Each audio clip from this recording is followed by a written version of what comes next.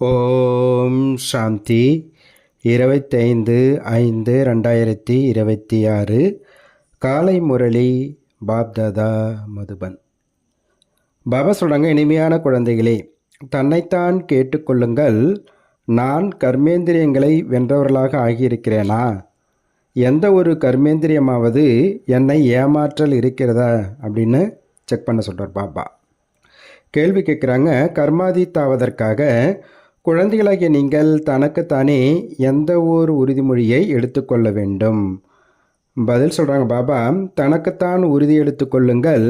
எந்த ஒரு கர்மேந்திரியமும் ஒருபோதும் சஞ்சலம் உள்ளதாக ஆக முடியாது.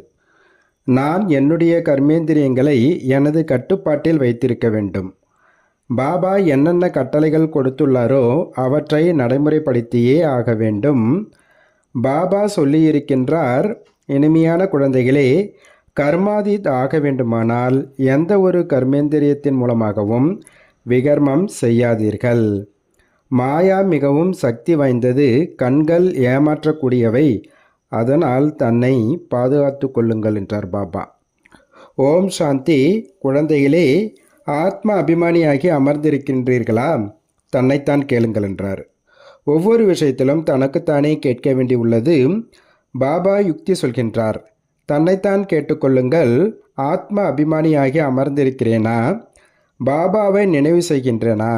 ஏனென்றால் இது உங்களது ஆன்மீக சேனை.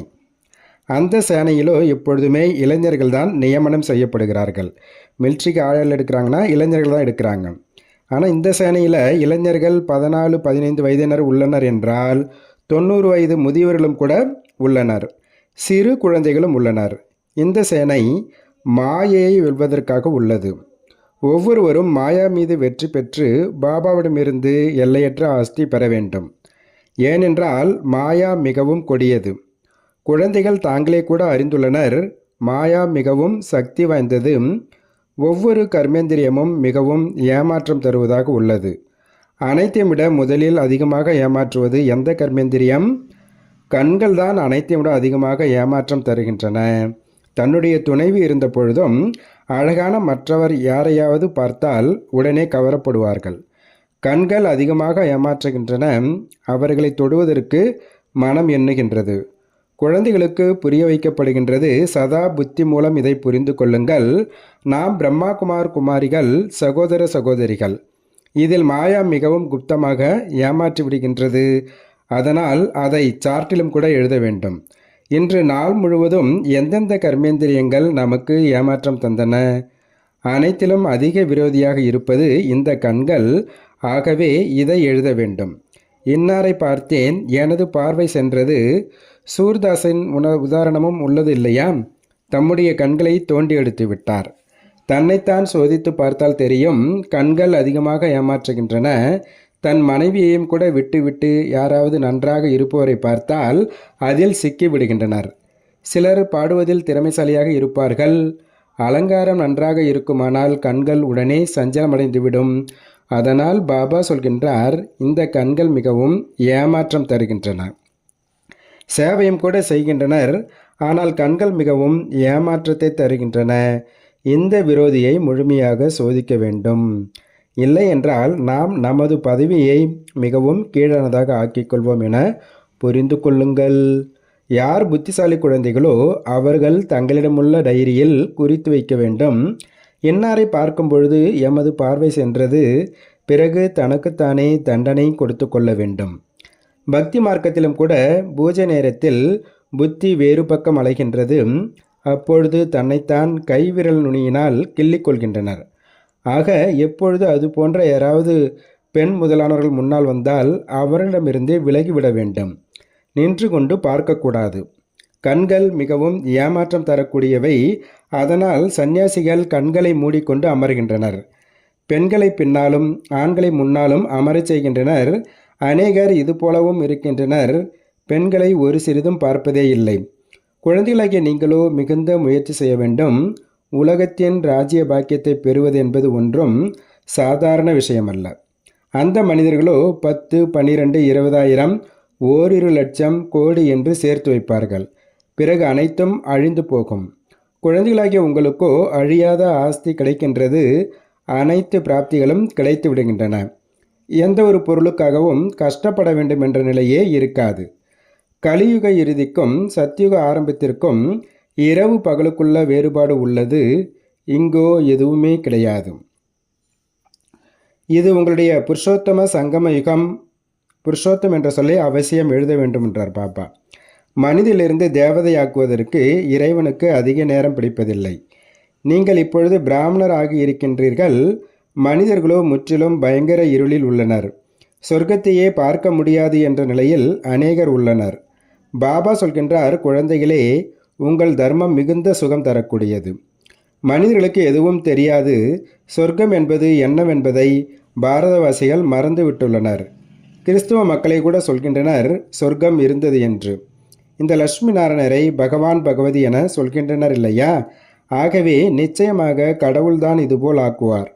ஆக பாபா புரிய வைக்கின்றார், அதிக முயற்சி செய்ய வேண்டும். தினமும் தனது கணக்கை பாருங்கள். எந்த கர்மேந்திரியம் நம்மை ஏமாற்றுகின்றது? வாயும் கூட அதிகமாக ஏமாற்றம் தருகின்றது. முன்பு கச்சேரி நடைபெற்றது. அனைவரும் தங்களின் தவறுகளை சொல்லி கொண்டிருந்தனர். நான் இன்ன பொருளை மறைத்து உண்டு விட்டேன். நல்ல நல்ல பெரிய வீடுகளின் பெண் குழந்தைகள் சொல்லிவிடுகின்றனர். இப்படி மாயா போராடுகிறது. மறைத்து உண்பதும் கூட திருட்டாகும். சிவபாபாவின் ஐக்கியத்தில் திருடுவது மிகவும் கெட்ட பழக்கம். 1 பைசா திருடினாலும் 1 லட்சம் திருடியதற்கு சமம். ஏன்னா 1 ரூபாய் திருடினாலும் திருடன் தான், 1,00,000 ரூபாய் திருடினாலும் திருடன் தான். மாயா ஒரேடியாக மூக்கை பிடித்து விடுகின்றது. இந்த பழக்கம் மிகவும் கெட்டதாகும்.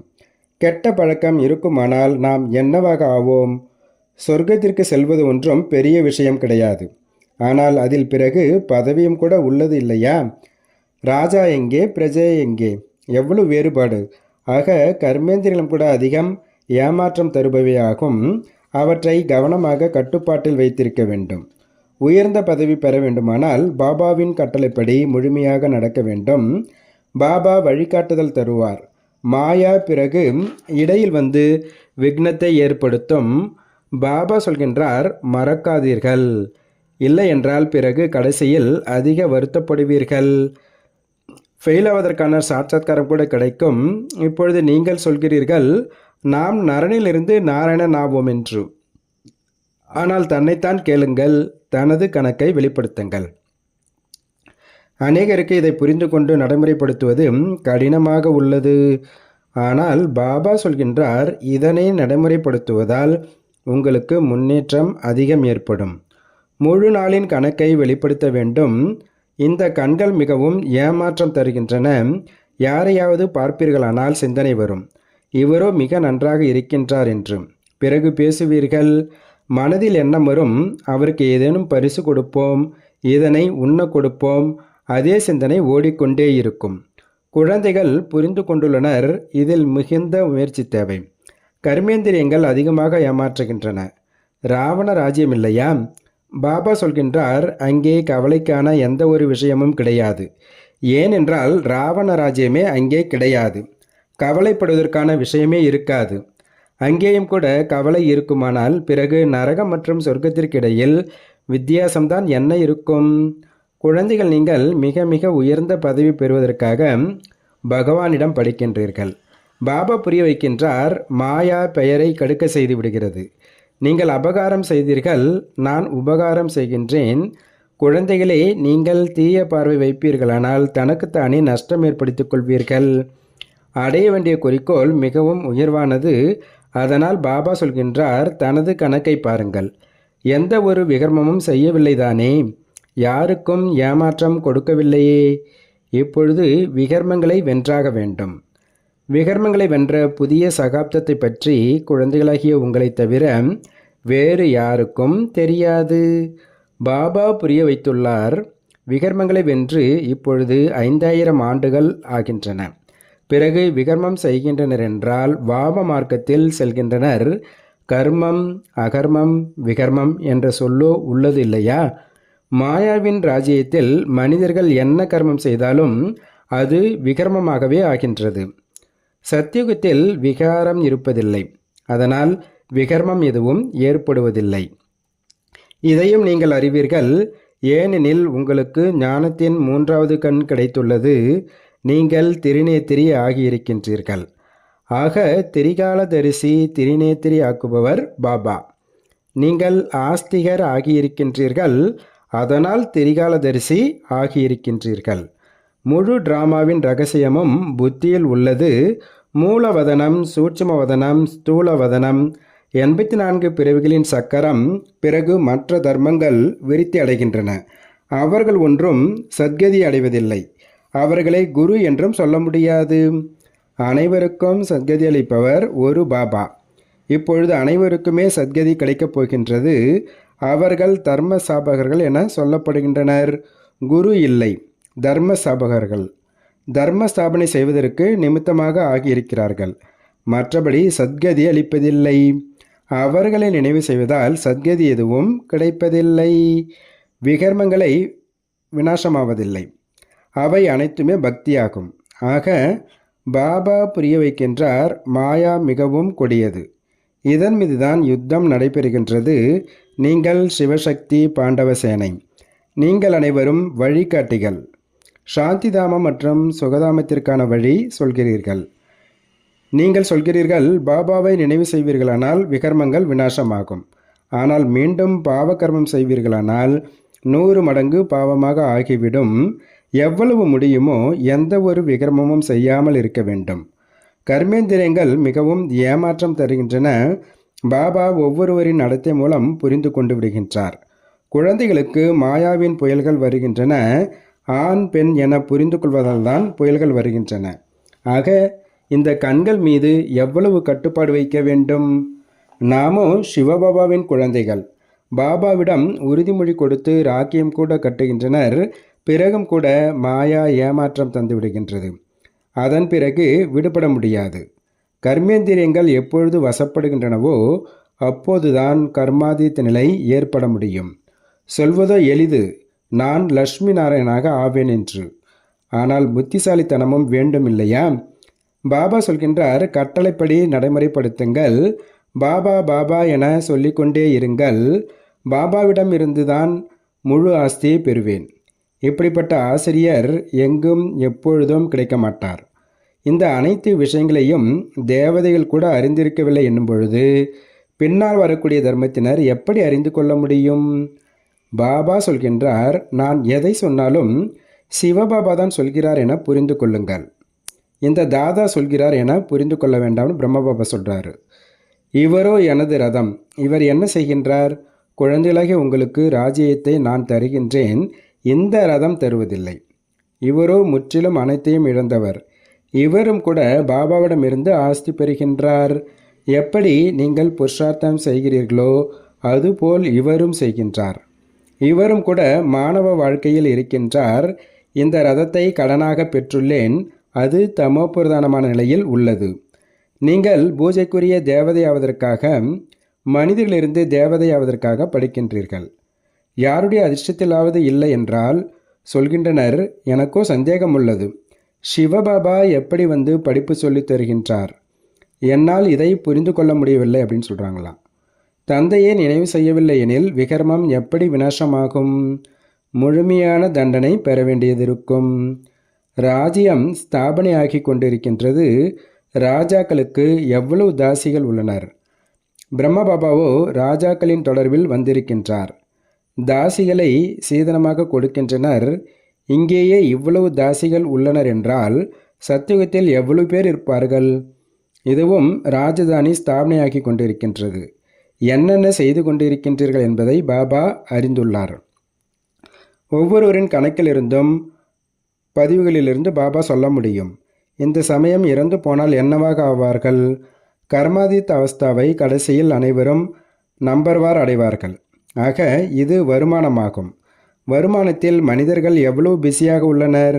சாப்பிட்டு கொண்டே இருப்பார்கள். டெலிஃபோன் காதில் இருக்கும். அப்படிப்பட்ட மனிதரோ ஞானத்தை அறிந்து கொள்ள முடியாது. இங்கே ஏழைகள் சாதாரணமானவர்கள்தான் வருகின்றனர். பணக்காரர்களோ நேரம் எங்கே உள்ளது என கேட்பார்கள். அட, பாபாவை நினைவு செய்தாலே போதும், விகர்மங்கள் விநாசமாகிவிடும். ஆகவேதான் பாபா இனிமேலையும் இனிமையான குழந்தைகளுக்கு அடிக்கடி புரிய வைக்கின்றார். ஒவ்வொருவருக்கும் இந்த செய்தியை கொடுக்க வேண்டும். சிவபாபா வந்துள்ளார் என்பது எங்களுக்கு எப்படி தெரியும் என்று யாரும் சொல்லக்கூடாது. நாள் முழுவதும் பாபா பாபா என்றே சொல்லிக் கொண்டிருங்கள். அநேக பெண் குழந்தைகள் அதிகம் நினைவு செய்கின்றனர். சிவபாபா என்று சொல்லும்போதே அநேக குழந்தைகளுக்கு அன்பின் கண்ணீர் வந்துவிடுகின்றது. எப்பொழுது சென்று பாபாவை சந்திப்போம்? பார்த்ததில்லை என்றாலும் கூட துடித்து கொண்டுள்ளனர். பார்த்து விட்டவர்கள் பிறகு உரிய மதிப்பளிப்பதில்லை. அவர்கள் தூரத்தில் இருந்தவாறே கண்ணீர் வடித்தபடி உள்ளனர். அதிசயம் இல்லையா? பிரம்மாவின் சாட்சாத்காரமும் கூட அநேகருக்கு ஏற்படுகின்றது. இன்னும் போக போக அநேகருக்கு சாட்சாத்காரம் ஏற்படும். மனிதர் இறக்கும் தருவாயில் அனைவரும் வந்து சொல்கின்றனர், பகவானை நினைவு செய்யுங்கள் என்று. நீங்களும் சிவபாபாவை நினைவு செய்யுங்கள். பாபா சொல்கின்றார், குழந்தைகளே, புருஷார்த்தத்தில் மேக்கப் செய்து கொண்டே இருங்கள், அதாவது குறைவை நிறைவாக்கி கொண்டே செல்லுங்கள் என்றார் பாபா. வாய்ப்பு கிடைக்கும் பொழுது மேக்கப் செய்யுங்கள். வருமானம் எவ்வளவு பெரியது! ஒரு சிலரோ இப்படியும் உள்ளனர். எவ்வளவுதான் புரிய வைத்தாலும் கூட புத்தியில் பதிவதில்லை. பாபா சொல்கின்றார், அதுபோல் ஆகக்கூடாது. தனக்குத்தானே நன்மை செய்து கொள்ளுங்கள். பாபாவின் ஸ்ரீமத் படி நடந்து செல்லுங்கள். உங்களை பாபா ஆத்மாக்களுக்குள் உத்தமமானவர்களாக ஆக்குகின்றார். இது நோக்கம் மற்றும் குறிக்கோளாகும். பாபா சேவைக்காக எவ்வளவு யுக்திகள் சொல்லிக்கொண்டே இருக்கின்றார். செய்தியோ அனைவருக்கும் கொடுக்க வேண்டும். இவர்களோ உண்மையைத்தான் சொல்கின்றனர் என அவர்கள் புரிந்து கொள்ள வேண்டும். இந்த யுத்தத்தின் மூலம்தான் குறிப்பாக பாரதத்தில், பொதுவாக உலகத்தில் சுகம் சாந்தி ஏற்படுகின்றது. இது போன்று துண்டு பிரசுரங்கள் அனைத்து மொழிகளிலும் அச்சிடப்பட வேண்டும். பாரதம் எவ்வளவு பெரியது! இந்த செய்தியை ஒவ்வொருவருக்கும் தெரியப்படுத்த வேண்டும். எங்களுக்கு தெரியவே தெரியாது என்று யாருமே சொல்லிவிடக்கூடாது. நீங்கள் சொல்வீர்கள், அட, ஏரோப்ளேனிலிருந்து நோட்டீஸ்களை போட்டோம், செய்தித்தாள்களில் வெளியிட்டோம், நீங்கள் தூக்கத்திலிருந்து விழித்தெழவில்லை. இதுவும் காட்டப்பட்டுள்ளது. தாரணைக்கான முக்கிய சாரம் சொல்கிறாங்க பாபா. ஃபஸ்ட்டு பாயிண்ட்டு, தன்னிடம் என்னென்ன கெட்ட பழக்கங்கள் உள்ளனவோ அவற்றை நீக்குவதற்கான முயற்சி செய்ய வேண்டும். தனது உண்மையிலும் உண்மையான கணக்கு வழக்கை வைக்க வேண்டும். ரெண்டாவது பாயிண்ட்டு, பாபாவின் பெயரை கிடைக்கின்ற மாதிரி அப்படி எந்த ஒரு கர்மத்தையும் செய்துவிடக்கூடாது. தனது முன்னேற்றத்திற்கான சிந்தனை வைக்க வேண்டும். ஒரு சிறிதும் தீய பார்வை என்பதே இருக்கக்கூடாது. பாபா அவர்தான் சொல்கிறாங்க, ஸ்தூலமும் சூட்சுமத்திலும் ஒவ்வொரு கட்டளையும் கடைபிடிக்கக்கூடிய முழுமையான கட்டளைக்கு கீழ்ப்படிந்தவர் ஆகுக.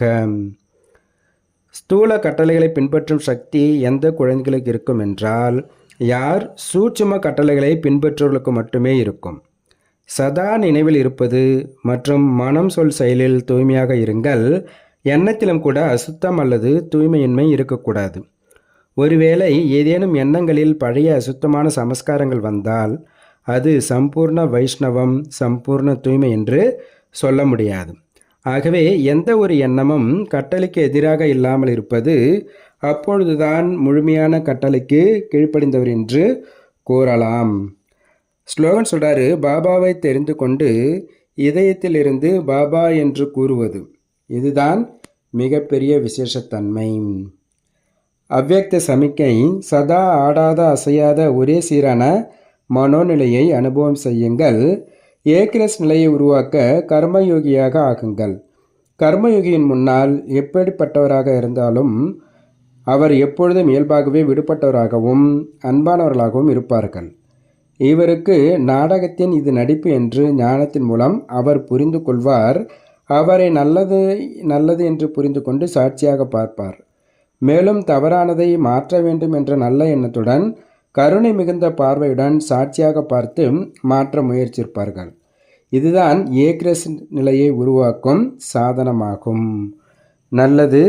ஓம் சாந்தி, ஓம் சாந்தி, ஓம் சாந்தி. நன்றி பாபா.